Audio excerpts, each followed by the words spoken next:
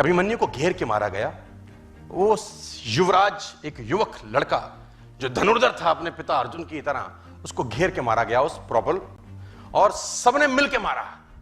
और उसके अंदर कौरव पे सब बड़े से बड़े लोग थे, सब बड़े से बड़े लोगों ने अभिमन्यु को घेर के मारा। आपने ये जानकारी सुनी होगी, देखी होगी, कही होगी, कहीं ना कहीं पढ़ी भी होगी। लेकिन उस पर्टिकुलर एपिसोड में जो विलेन बना उसका नाम था जयद्रथ।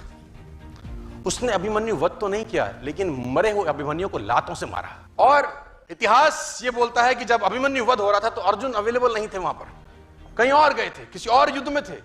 लंबी कहानी, उस पर नहीं जाता, लेकिन जो story of moral of the story है वो समझाना चाहता। जब अर्जुन लौट के आए भगवान कृष्ण के साथ, तो उसको पता चला कि मेरे बेटे अभिमन्यु का वध हो गया, लेकिन उसको दुख इस बात का नहीं था कि मेरे बेटे का वध हुआ।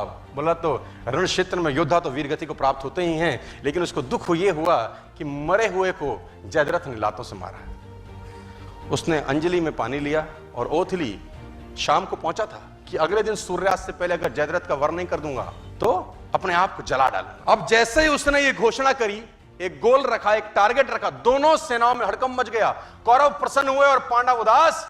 कौरव इसलिए प्रसन्न हुए कि एक दिन बचाना है बस जयद्रथ को, अगर एक दिन बचा लिया, अर्जुन मरा, खेल समाप्त हो जाएगा, क्योंकि मेन प्लेयर यही है। और पांडव इसलिए परेशान हुए कि ये क्या कर बैठा, एक दिन न ढूंढ सके तो क्या होगा। अर्जुन गया, और अर्जुन गया तो खेल गया। और धर्म युद्ध था, तो शाम को संध्या के बाद जब सूर्यास्त हो जाता था तो युद्ध नहीं करते थे। अगले दिन जैसे ही सूर्य उदय हुआ, युद्ध की भेड़ी बजी, और उस भेनी के अंदर अर्जुन और कृष्ण ढूंढने लगे जयद्रथ को। और कौरव भी कोई छोटे मोटे तो थे नहीं, भगवानों से लड़ रहे थे, तो कुछ ना कुछ तो उनमें भी टैलेंट रहा होगा यार। उन्होंने जयद्रथ को छुपा लिया। उनका एक ही काम था कि सूर्यास्त से पहले जयद्रथ को छुपा लो बस। और दिन चढ़ने लगा, सांसें चढ़ने लगी, और जैसे जैसे दिन निकलता रहा कौरव और प्रसन्न होते गए और पांडव और उदास। दोपहर निकल गई, युद्ध एक तरफ चल रहा था और अर्जुन और कृष्ण का रथ एक तरफ दौड़ रहा था जयद्रथ को ढूंढते ढूंढते ढूंढते ढूंढते। और आखिरकार वो समय आया जब सूर्यास्त होने को ही था और जयद्रथ अर्जुन को नहीं मिला। सब थक हार के बैठ गए।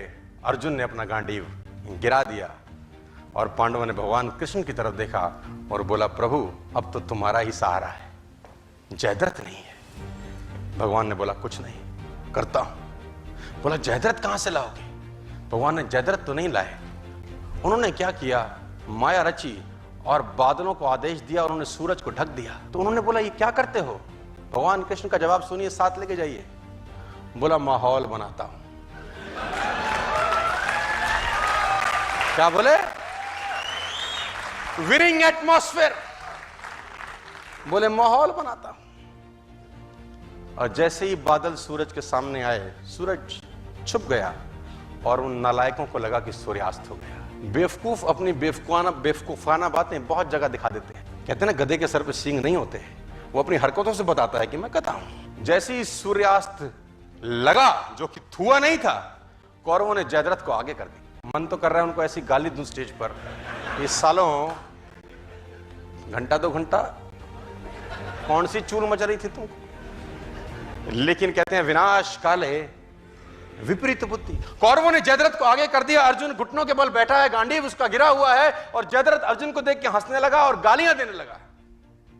कौरव हंसने लगे और अर्जुन को गालियां देने लगे कि तैयारी कर चिता पे जलने की। और जैसे ही जयद्रथ सामने आया, भगवान ने आदेश दिया और बादल सूरज के आगे से हटे और सूरज सामने हो गया।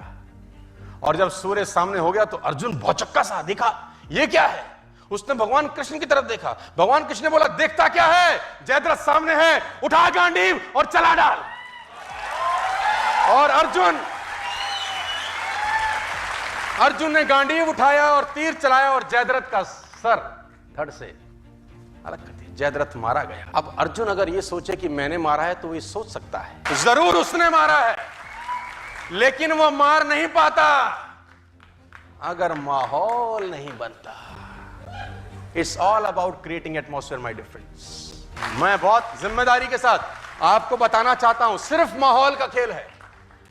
बेकार लोगों को अच्छे माहौल में मैंने कामयाब होते देखा है 15 साल में, और अच्छे लोगों को बेकार माहौल में नालायक होते हुए देखा है मैंने अपने करीब। It's all about atmosphere.